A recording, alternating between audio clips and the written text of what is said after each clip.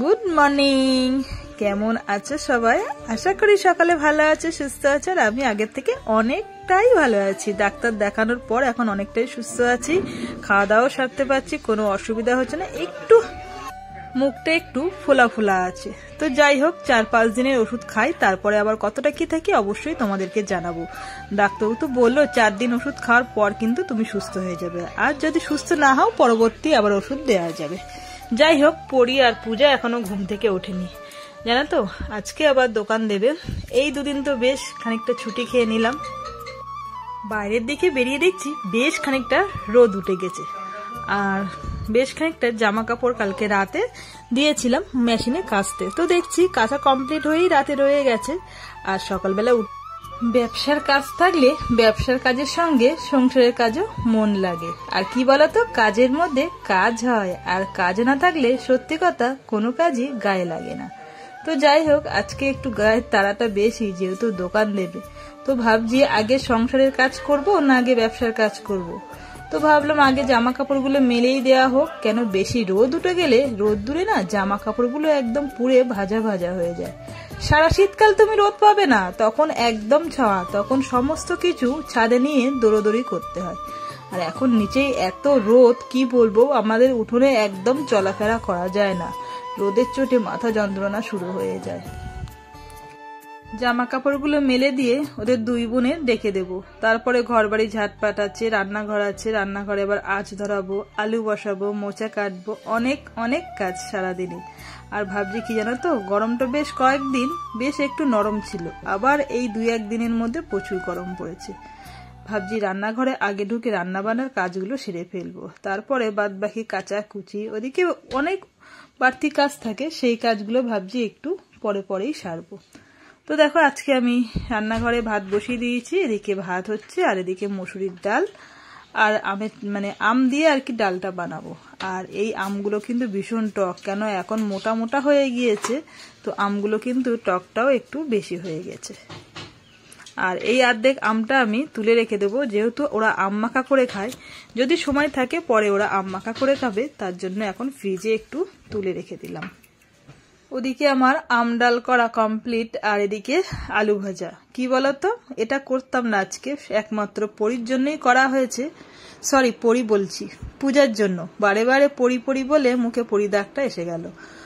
পূজা যেদিনকে আমাদের বাড়িতে এসেছিল সেদিনকে আম ডাল আর আলু পোস্ত ভাজা করেছিলাম, যেহেতু নিরামিষ ছিল, তো সেই কারণে বললো ছোট মা তুমিও তাহলে আজকে আম ডাল করো আর আলু ভাজা করো। তো আম ডাল আর আলু ভাজা ওর জন্য করছি।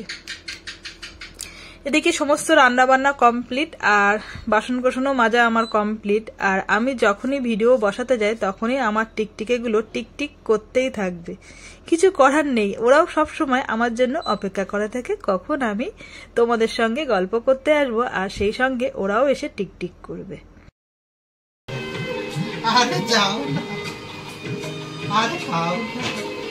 কালকে দুটো মিলে পায়খানা যাচ্ছিল, দেখো নিকালি, এটা চলে যাচ্ছে ওটা যাচ্ছে, এটা হচ্ছে ওকে দিচ্ছে, এ চলে যাচ্ছে ও গিয়ে বসছে, সে বিরাট কায়দা দুটো হয়ে। আমি লাস্টে না ফিরে আছি।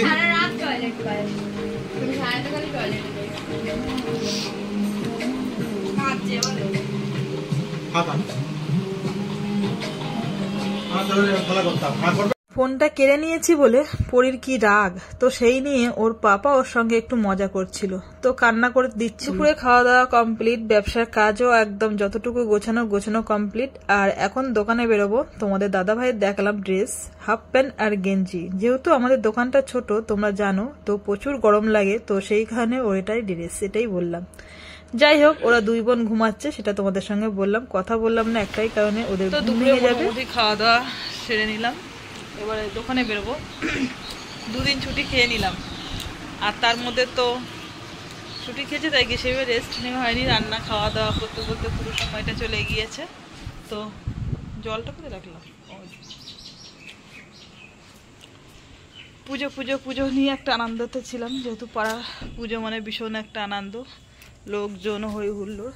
তারপরে লোক কুটুম্ব বলতে সেরকম কেউ আসেনি, শুধু সেজা এসেছিল, তো চলে গিয়েছে। মেয়েটা আছে, মেয়েটা 2 দিন থাকবে।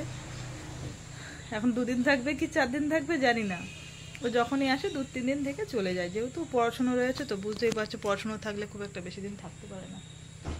ওদের দাদা মোটামুটি দিকে ব্যাগপত্র গুছিয়ে নিয়েছে, এবারে বেরোবো। 2 দিন একটু ঠান্ডা ওয়েদার ছিল, আজকে দোকান দিয়েছে, আজকের থেকে আবার গরম শুরু হয়ে গিয়েছে।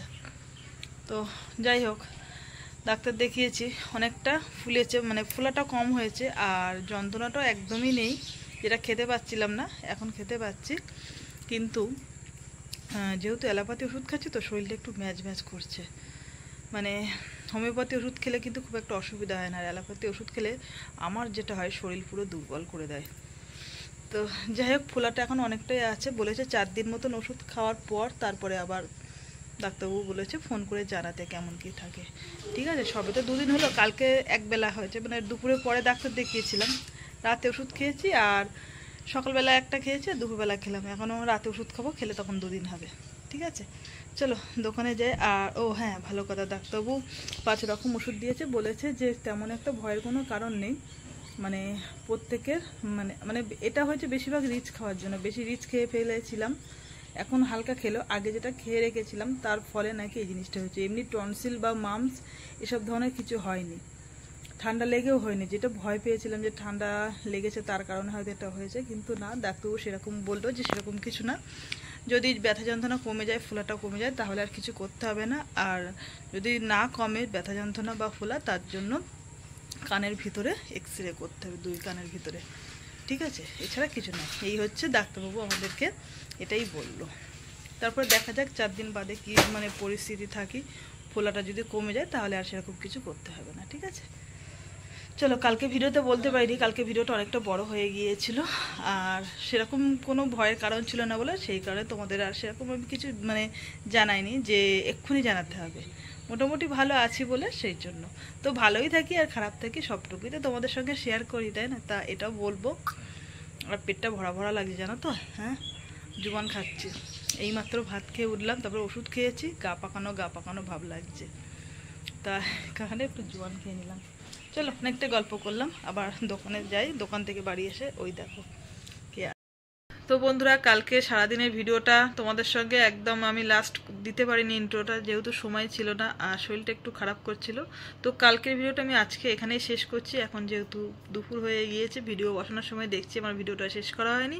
তো যাই হোক, সারাদিনের ভিডিওটা তোমাদের কেমন লাগলো অবশ্যই জানিও। আজকের মতন সবাইকে এখানেই টাটা।